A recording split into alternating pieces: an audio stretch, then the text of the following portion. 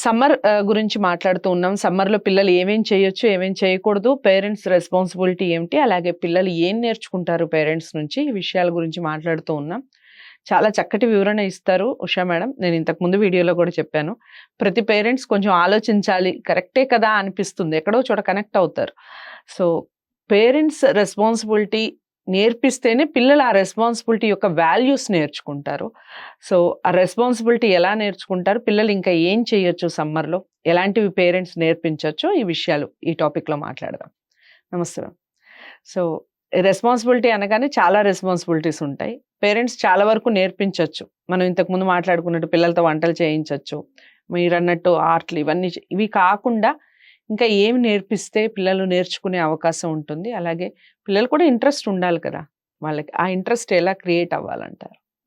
Interest create అవ్వాలంటే ముందు ఆ పనిని అమ్మ, నాన్న ఇంట్లో చేసేటప్పుడు ఎవరైనా నాయనమ్మలు ఎవరున్నా కానీ, ఆ పనిని మనం చేస్తున్నాం కదా! ఇది ఇలా చేయాలి అనే క్యూరియాసిటీ వాళ్ళలో పెంచాలి.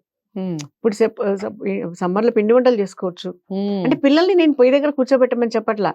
ఆ చేసే పద్ధతిలో చిన్న చిన్న హెల్ప్ వాళ్ళ దగ్గర తీసుకుంటూ ఉంటే, హ్మ్. వాళ్ళు ఒక థ్రిల్ ఫీల్ అవుతారు. ఓకే. మనం కూడా ఇప్పుడు సపోజ్ చక్రాలు చేశారు, అమ్మమ్మ లడ్డూ చేసింది, అమ్మ ఇంకేదైనా హల్వా చేసింది. దానికి నేను ఇంత నా వర్క్ కూడా ఇంత షేర్ అయింది దీంట్లో అని తినేటప్పుడు వాడు ప్రతి స్పూన్‌కి, ప్రతి అణువుకి వాడు ఆ పిల్లల ఫీలింగ్ బావుంటుంది. ఎందుకంటే అవును. వాళ్ళు కూడా అందులో ఇన్వాల్వ్ అయ్యారు కాబట్టి. రైట్. అలా అవ్వకుండా డైరెక్ట్‌గా ప్లేట్‌లో హల్వా తిన్నారా, ఐస్ క్రీమ్ తిన్నారా, let them make the same ice cream. ఇప్పుడు హ్మ్. ఇదే ఐస్ క్రీమ్ బయట వద్దు నాన్న వాడు ఏం ఐస్‌లో ఏస్తున్నాడు, ఎందుకొచ్చింది, జాగ్రత్తగా మనమే చక్కగా ఇంట్లో చేసుకుందామని ఒక స్లో ప్రాసెస్‌లో ఐస్ క్రీమ్ చేసుకుందాం. నువ్వు నాకు హెల్ప్ చేయాలి అని అన్నారనుకోండి, తప్పకుండా వెనకాల వాళ్ళు చేస్తూ ఉంటారు ఈ పనులు. హ్మ్. సమ్మర్‌లో చేసుకునే పనులు ఇంటికి సంబంధించినవి, ఇంటికి కావాల్సినవి చాలా పనులుంటాయి. సో, ఈ టైప్‌లో చేసేటప్పుడు నీ పాత బట్టలు చిన్నవైపోయినవన్నీ తీసుకురా. అందులో కుట్లు ఊడిపోయినవేంటి? నీకు హ్మ్. పనికొచ్చేవేంటి? ఇందులో నువ్వు ఏవి వేసుకోగలవు? ఏవి వద్దు? హ్మ్. సో, గుర్తుపెట్టుకోండి పిల్లలకి సోషల్ రెస్పాన్సిబిలిటీ అన్నారు కాబట్టి, ఇప్పుడు ఈ వద్దన్న బట్టలు ఏం చేద్దాం? అన్న ప్రశ్న మీరు పిల్లల్ని వేశారంటే, they will get an idea. పోనీ ఎవరికైనా ఇద్దామా? ఇద్దామా అన్నప్పుడు మీరుగా మూటగట్టి ఎవరికీ ఇచ్చేయకండి. వాళ్ళ చేతులతోటి ఇప్పించండి. ఓకే. ఇవి నువ్వు వేసుకోవట్లేదు. ఎంత మంచిదైనా అయ్యుండొచ్చు. ఎంత ఖరీదైనదైనా అయ్యుండొచ్చు. కొన్ని మెమరీగా కొన్ని పెట్టుకుంటారు వాళ్ళు. కొన్ని డ్రెస్సులు వాళ్ళకి ఇవ్వకపోవడం నచ్చకపోవచ్చు. కొన్ని హ్మ్. ఒక 2 ఒకటి 2 పెట్టుకున్నా. మిగిలినవి బిల్డింగ్‌లో వాచ్‌మెన్ పిల్లలకివ్వచ్చు. వాళ్ళ చేత ఇప్పించండి. హ్మ్.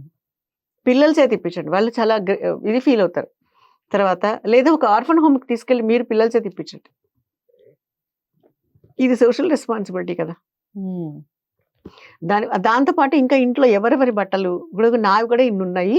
నేను ఇవన్నీ వేసుకోవట్లేదు. ఈ శారీస్ ఇన్ని ఉండిపోయినాయి. ఇప్పుడు డ్యాడీ ప్యాంట్ షర్ట్‌లు ఇన్నున్నాయి. ఇవన్నీ వేసుకోవట్లేదు నాన్న. ఇవన్నీ పాత పెట్టేసాం కదా! సో, వీటిల్ని మనం బలానా వాళ్ళకి ఇచ్చేద్దాం. ఈ పాత దుప్పట్లన్నీ ఉన్నాయి. సో, ఇవన్నీ తీసుకెళ్ళి వాళ్ళకి ఇచ్చేద్దాం పద అంటే వాళ్ళకి తెలియాలి. ఏంటి తెలియాలి? ఇవన్నీ లేని వాళ్ళు ఉన్నారు సమాజంలో. ఇవన్నీ అవసరమైన వాళ్ళున్నారు. మనం ఎక్సెస్‌గా కొనుక్కొని ఇందాక మీరన్నారే నంబర్ ఆఫ్ షూస్ గురించి మనం మాట్లాడుకున్నాం. హ్మ్. హ్మ్. ఇవన్నీ లేని వాళ్ళున్నారు. ఈ చిన్నవైపోయిన షూస్ అన్నీ వాళ్ళకిస్తే వాళ్ళు వేసుకుంటారు అన్న ఆలోచన వాళ్ళకి రావాలి.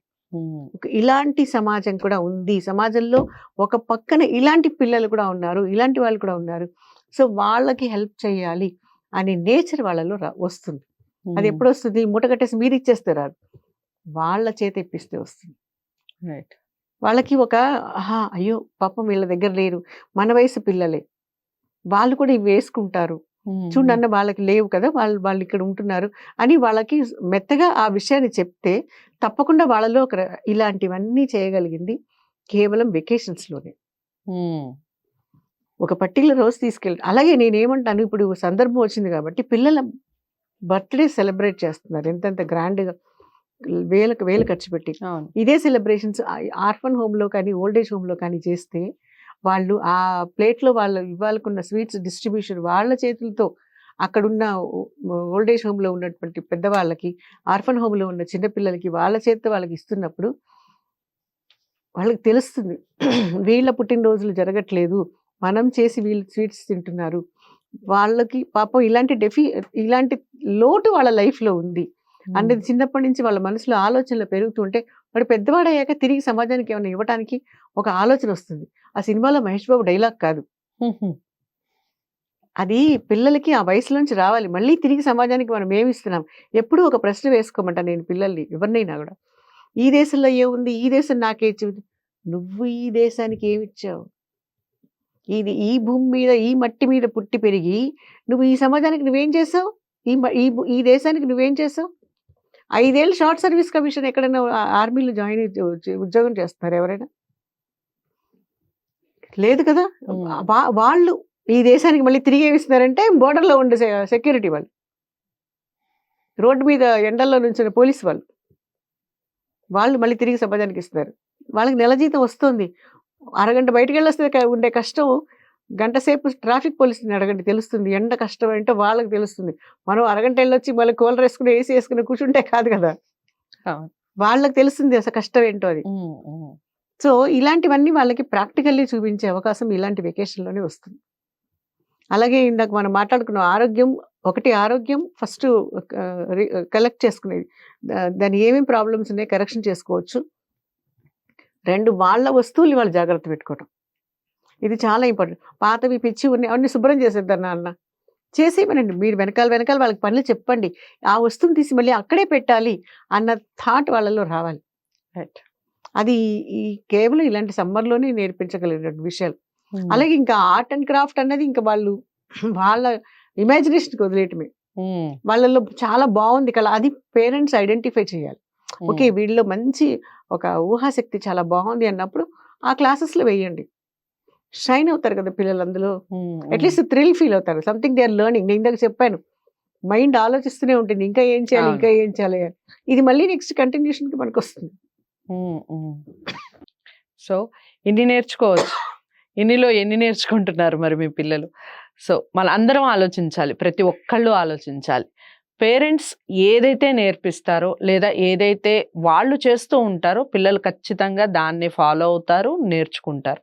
లేదా మనం మన పిల్లల్ని జాబ్స్ వైస్ కానివ్వండి, లేదా ఎక్కడైనా మనం బయట ఉంచుతున్నాము, అమ్మమ్మల దగ్గర ఉంటున్నారు, నాయనమ్మల దగ్గర ఉంచుతున్నాం. వాళ్ళు ఏదైతే చేస్తుంటారో అదే వాళ్ళు చేస్తూ ఉంటారు. ఫాలో అవుతూ ఉంటారు. చాలా వీడియోస్‌లో ఆల్రెడీ ఉష గారు చెప్పారు. ఫాలో అవుతూ ఉంటారని. సో, మీ పిల్లల్ని దేనికి ఫాలో అయ్యేలా మీరు చేస్తారు. ఇక మీ చేతుల్లోనే ఉంది. నచ్చింది కదా వీడియో? తప్పకుండా లైక్ చేస్తారా మరి? లైక్ చేసి షేర్ చేయండి. ఛానెల్‌ని సబ్స్క్రైబ్ చేసుకోండి. మరో మంచి వీడియోతో మళ్ళీ కలుద్దాం. నమస్తే.